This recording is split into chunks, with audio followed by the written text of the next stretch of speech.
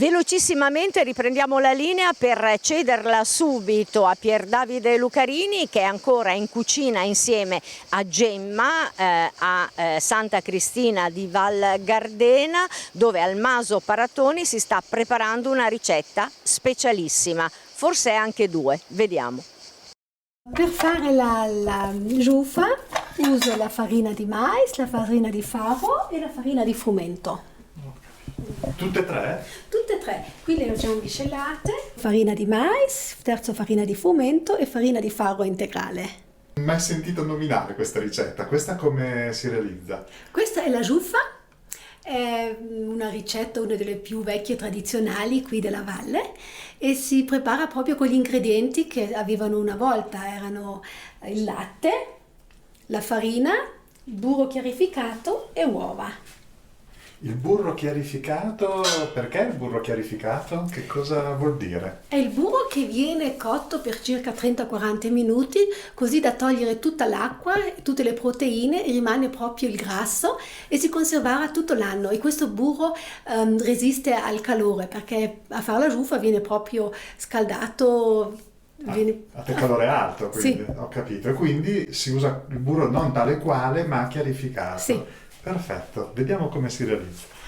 Allora ci vuole una pentola in ferro, una padella in ferro per fare la giuffa, perché deve fare una, come si dice, noi diciamo la raspa, sotto sotto deve fare proprio, deve diventare marrone.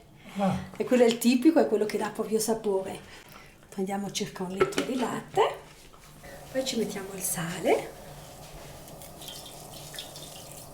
E nell'altra padella, anche in ferro, si scalda poi il burro chiarificato, che sarebbe questo qua. Comunque si usano 2 padelle contemporaneamente per fare questo. Sì, dopo quando la giuffa è pronta si condisce, si mette sopra il burro, proprio il burro bollente, per dare sapore ai ingredienti così semplici diventavano creativi. La giuffa è un cibo di ogni giorno. Ah, di ogni giorno? Sì, perché era proprio latte, uova, farina e difatti già al mattino, soprattutto d'estate quando si fa il fieno, si alzavano alle 4 o 5 del mattino e alle 9 del mattino c'era il pranzo, c'era la giuffa che si portava sul prato e tutti mangiavano la giuffa. Noi abbiamo anche delle padelle proprio grosse così, che erano per 10 persone. Anche io mi ricordo che ero bambina piccola e i grandi facevano il fieno e io ero quella che col cestino portava speck, bevande, vino, proprio alle 9 che facevano e poi alle 4. Siccome era un lavoro molto pesante, alle 9 del mattino, alle 4 c'era la merenda. Qui si vede che inizia a fare la raspa. Ah, sì, comincia ad attaccarsi sì. E a scurirsi. Sì, e deve proprio attaccarsi, deve diventare un po' marrone. Si sente anche il tono che, facendo così, si sente che c'è la raspa. Sì, che ammortizza il colpo. Sì. Non si sente quasi, il ferro si sente meno. Sì. È giusto, si deve ascoltare e quando c'è il tono giusto c'è la raspa. Ecco, adesso la giuffa è pronta. Spengo il fuoco, ci mettiamo sopra adesso l'uovo e l'uovo è tipico della Val Gardena, da nessuna parte nell'Alta Adige si mette l'uovo sulla giuffa. Ci sono le ricette col grano saraceno, c'è la ricetta dove si prende l'acqua invece del latte, che si dice la giuffa dei poveri, c'è persino la ricetta col vino invece del latte. E con l'uovo invece proprio di queste della Val Gardena. Della Val Gardena, sì, tipico della Val Gardena. Riposa nel frattempo scaldo il burro. È il tempo giusto quello. Sì. E per metterci poi il burro dobbiamo uscire all'aperto, perché quando si mette il burro che è infiammato fa proprio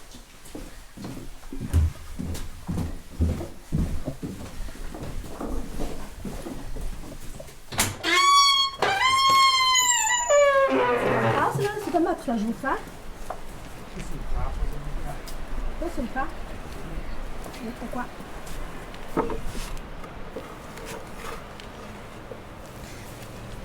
Questo dunque è il posto dove facciamo riposare E qui vengo col burro qua. e poi diamo l'infiammata. Sì.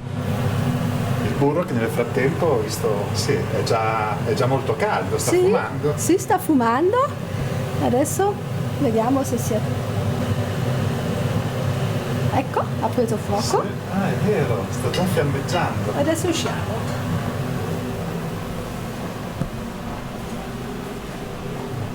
È incredibile, è veramente molto particolare come.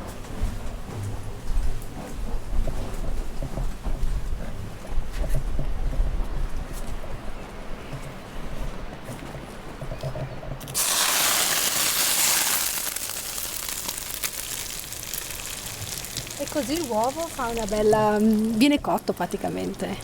E il sapore giusto. Ecco la giuffa. Perciò è pronta per essere mangiata. Sì? E Lo so. questo è il piatto. Una tazza di latte, poi tutti a un tavolo con un cucchiaio, si Si mangiano prende tutti dalla... dalla pentola, dalla Sì. cordata centrale.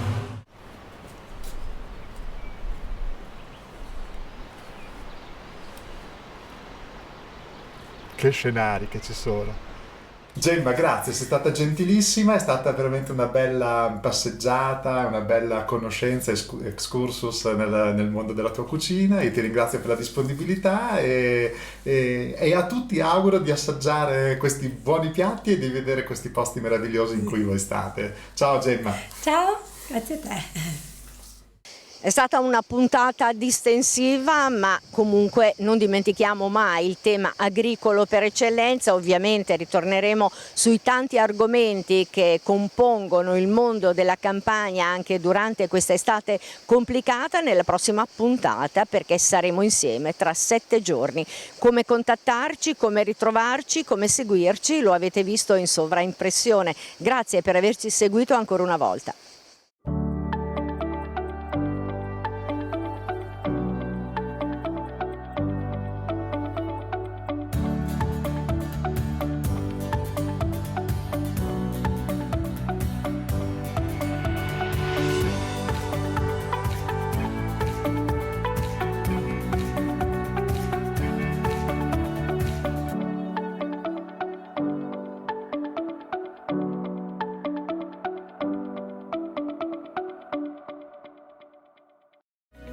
In collaborazione con